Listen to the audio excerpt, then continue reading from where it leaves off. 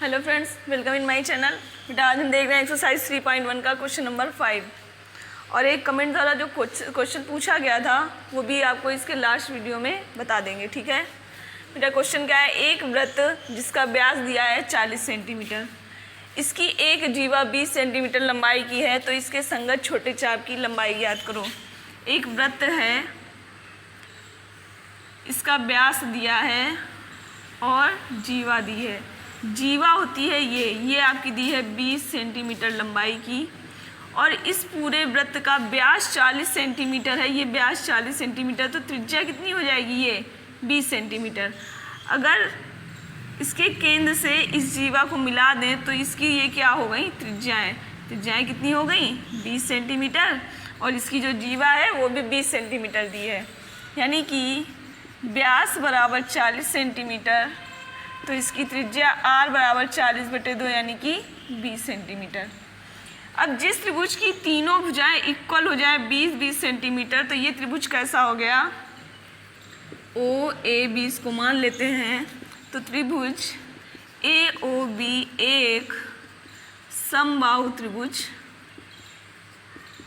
है। कैसा त्रिभुज बन गया है? समबाहु त्रिभुज। क्यों? इसकी तीनों भुजाएं इक्वल हैं। तो जब समबाहु त्रिभुज होता है तो उसके कोण कितने कितने डिग्री के हो जाते हैं? कोण जो होते हैं, कोण OA या O कोई भी कोण, अतः इसके प्रत्येक कोण 60 डिग्री के हैं। तो ये कोण हमने थीटा मान लिया, तो थीटा बराबर कितना हो गया? 60 डिग्री। अगर इसको रेडियन में चेंज करेंगे तो π/180 यानी कि 6 × 18 π/3 रेडियन का कोण हो गया। हमसे क्या कह रहा है? इसके संगत छोटे चाप की लंबाई। छोटा चाप कौन सा हुआ? ये क्या हुआ? ये है चाप, और बड़ा चाप ये वाला।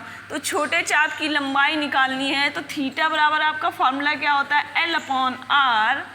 तो लंबाई L बतानी है, तो L बराबर कितना हो जाएगा? Theta into r। थीटा बेटा आपका कितना निकला? π/3 रेडियन, और त्रिज्या कितनी है? 20 सेंटीमीटर, यानी कि 20 π/3 ये आ गया। अब पाई की वैल्यू रख लो, 20 × 22/7 काट लो, 2 दूनी 4, 440/21, 21 दूनी 42, 20 0, 20 दूनी 40,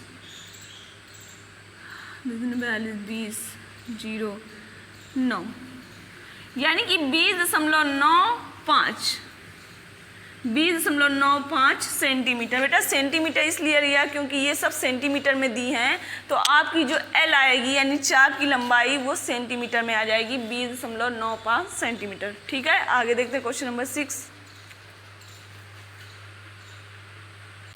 दो वृत्त हैं बेटा,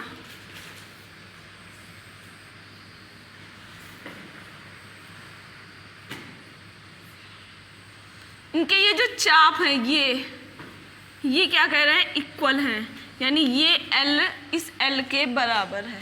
ठीक है, या ऐसे कर लो, इसको L1 मानो L2 मानो, तो क्वेश्चन में कह रहा है L=L1 L2। क्लियर? समान लंबाई वाले चाप अपने केंद्रों पर क्रमशः 60 डिग्री एंड 75 डिग्री तथा 60 डिग्री और 75 डिग्री के कोण बनाते हैं, तो उनकी त्रिज्याओं का अनुपात ज्ञात करो। यानी कि हमें R1 और R2 का अनुपात निकालना है। तो ध्यान दो बेटा, आपका जो फॉर्मूला होता है कोण के लिए, पहले लिख लो में क्या क्या दिया है। θ1 दिया है 60 डिग्री एंड θ2 दिया है 75 डिग्री। क्लियर? और L1 L2 के इक्वल दी है, ये हमने पहले लिख लिया बेटा। तो θ आपका फॉर्मूला क्या होता है? L/r। तो θ1 के लिए क्या होगा? θ1 के लिए L1 एंड R1 हो जाएगा। बेटा हमें अनुपात किसका निकालना है? त्रिज्याओं का, यानी R1 क्या होगा? R1 L1/θ1 होगा या नहीं होगा? सेम जब बेटा हम R2 निकालेंगे तो क्या निकलेगा, R2 equal to L2 upon θ2। इतने में कोई दिक्कत नहीं। अब ध्यान दो, अगर हमें R1 R2 का अनुपात निकालना है, यानी R1 और R2 हम अपॉन में कर दें, तो आपका फॉर्मूला क्या जाएगा, R1 के लिए L1 अपॉन θ1, R2 के लिए L2। ऐसे नहीं समझ में आ रहा, पूरा ध्यान से देख लो, L1 अपॉन θ1 और इसके लिए L2 अपॉन θ2। इतना क्लियर हुआ। अब आप सोच रहे होंगे इसको हमने रेडियन में क्यों नहीं किया, क्योंकि जब इस फार्मूले में हम पुट करते हैं तो हमें डिग्री को रेडियन में चेंज करना होता है, ठीक है। तो बेटा रेडियन में इसलिए नहीं कर रहे हैं क्योंकि हमें इसमें सिर्फ आपका क्या निकालना है, अनुपात निकालना है, ठीक है। तो आपका क्या हो जाएगा बेटा, L1, ये θ1 कहाँ जाएगा, नीचे, इंटू L2, और ये θ2 आपका कहाँ पहुँचेगा, ऊपर। इतना क्लियर हुआ। L1 L2 सेम है तो ये दोनों आपके कैंसिल हो जाएंगे, बचेगा θ2 अपॉन θ1। बेटा θ2 कितना है, 75 डिग्री, और θ1 कितना है, 60 डिग्री। इसको कैंसिल करो, 5 1 जा 5, 5 2 जा 10, 5 1 जा 5, 5 25, 5 5 जा 25। ऐसे नहीं आ रहा, 5 एकम 5, 5 10, 5 एकम 5 55 25, और 3 पर 15, 3 चौक 12, यानी कि R1 अनुपात R2 बेटा कितना आ गया, 5:4। और अगर इसी में आप इसको यहाँ रेडियन में चेंज करके फिर से सॉल्व करते तब भी आपका अनुपात चेंज नहीं होगा बेटा, सेम ही आएगा, ठीक है। आगे देख लेते हैं आपका क्वेश्चन नंबर 7। बेटा क्वेश्चन नंबर 7 देख लेते हैं। क्वेश्चन बेटा आपका दिया है 75 डिग्री यानी 75 सेंटीमीटर, सॉरी सेंटीमीटर है, 75 सेंटीमीटर लंबाई वाले एक दोलायमान दोलक का एक सिरे से दूसरे सिरे तक दोलन करने से जो कोण बनता है। पहले तो ये देख लो दोलन होता क्या है, दोलक बनता कैसे है। आपका जो दोलक होता है वो इस प्रकार से लटकता है ऐसे, तो ये यहाँ से घूम कर यहाँ गया, यहाँ से फिर ऐसे गया, तो ये जो ऐसे घूम रहा है वो यहाँ से यहाँ तक जो ये आपका ये एंगल बना रहा है, ये बना रहा है कोण, तो ये क्या कह रहा है, 75 सेंटीमीटर लंबाई वाले दोलन, यानी कि जो इसकी लंबाई है दोलन की यहाँ से यहाँ तक वो आपकी 75 सेंटीमीटर है, और दोलन के एक सिरे से दूसरे सिरे तक दोलन करने से जो कोण बनता है, इससे जो भी कोण बन रहा, कोण कौन सा बन रहा है, ये यहाँ से घुमा यहाँ तक, तो ये जो कोण बनता है उसकी माप हमें रेडियन में निकालनी है, ठीक है।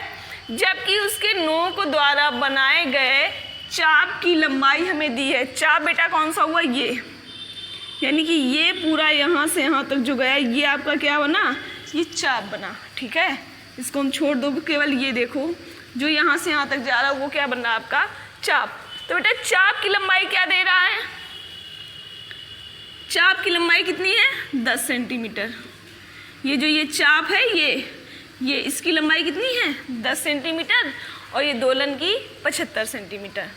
तो पहले ये देखो रेडियन में ज्ञात करना है, और जो हम एंगल के लिए चाप दिया हो और लंबाई दी, त्रिज्या दी हो, तो उसके लिए जो हम एंगल के लिए फॉर्मूला लगाते हैं वो क्या लगाते हैं, थीटा बराबर L/R।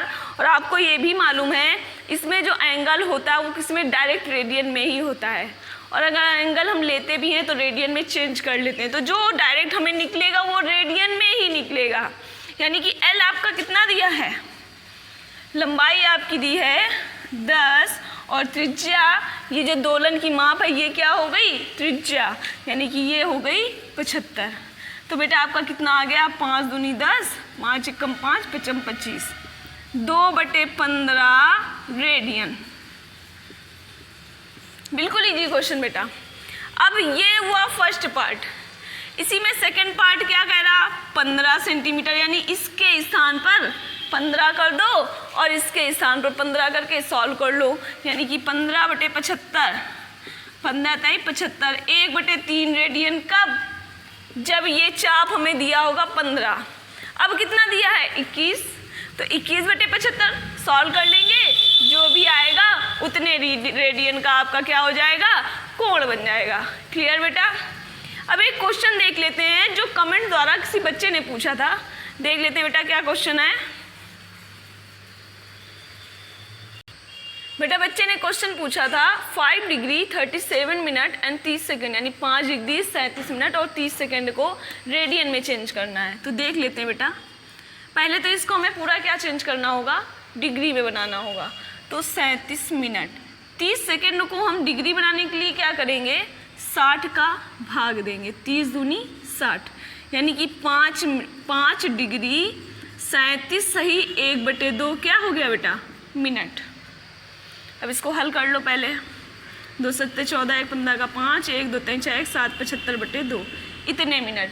अब इसको फिर डिग्री में चेंज करने के लिए इसमें हमें 60 का फिर से भाग देना होगा। क्यों, हमें डिग्री बनाना है। 1 डिग्री बराबर 60 मिनट, ठीक है। 5 15 29 15 चौके 60, 15 अपना 75, यानी कि 5 डिग्री 5/4 दूनी 8। अब ये पूरा किस में हो गया, अब पूरा डिग्री बन गया। क्यों, डिग्री बनाने के लिए हमने इसमें 60 का भाग दे दिया है।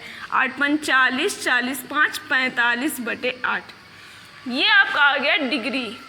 अब डिग्री माप को रेडियन माप में बदलना है, तो रेडियन माप बराबर फार्मूला क्या होता है, π/180 इंटू डिग्री माप। यही फार्मूला आपको बताया था बेटा। रेडियन माप बराबर रेडियन वाली माप ऊपर π/180 इंटू डिग्री माप। डिग्री माप आपकी कितनी है, 45/8। हल कर लो बेटा। 5 9 है 45, 5 नहीं 15, 16 7 5 का 30, 3 का 9, 3 1 कम 3, 3 6 3 चौक 12, या डायरेक्ट 9 चौक 36, ठीक। तो π/8 चौक 32 इतने रेडियन।